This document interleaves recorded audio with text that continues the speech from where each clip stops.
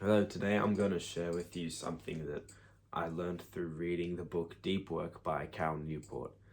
So, what he's talking about in this specific chapter is like taking a break from focus.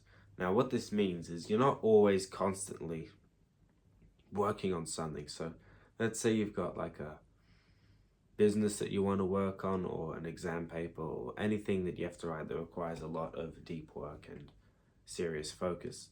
What he's talking about in this chapter is that you need to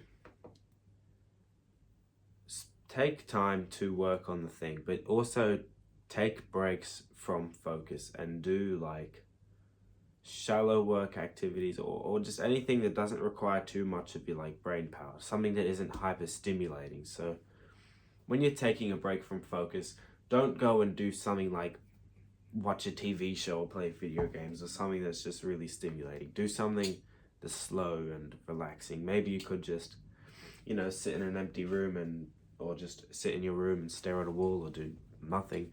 You could also meditate, and you can journal or just read any sort of book that you would like to read.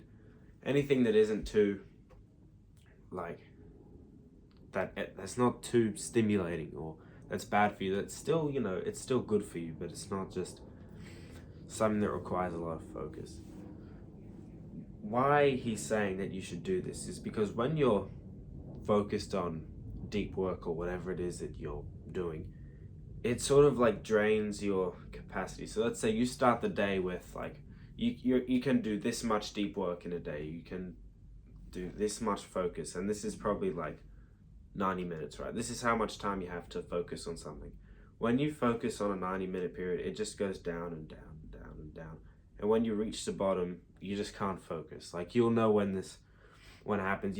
You just can't do the work as efficiently as you were before, no matter what. Your mind is just drained.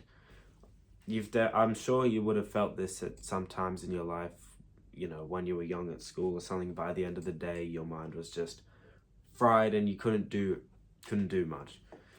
So when this happens, what you do is you take a break from focus. You can like, pretty much just be lazy. Just do anything that isn't like a instant gratification bad habit or something. Just relax from work and maybe read a book, or just do anything that's a lot more, less intense on your brain. And once you've done that, then your capacity to do deep work is slowly going to rise again. And once it's gone back up, then you can hit that deep work again and just work until it goes down again. And then the cycle repeats. If you've really got to focus on something all day, do something like that. You could take a walk as well, or just spitting out random ideas, even though, you can figure those out for yourself. So I've seen people who they've gone on their schedules or something. They're like, okay, I'm gonna do like 8 hours of deep work a day. I have this massive block. I'm gonna wake up, I'm gonna grind, I'm gonna eat, and then I'm gonna go to sleep. And I just go like, come on, man. Like, there's no way that's actually gonna work for you. It's better that instead of doing 8 hours of hyper focused work, maybe do 5 hours of work and literally like break it up into like 1 hour and a half blocks or something like that, so that you can focus really hard on your work and then just dial it back and relax while your mind sort of recharges itself, like like your iPhone or something, how you use it and then it dies and you got to recharge it. It's the exact same thing as your brain focuses, it works the exact same. So use it then once it's like died, not like died, you know what I mean.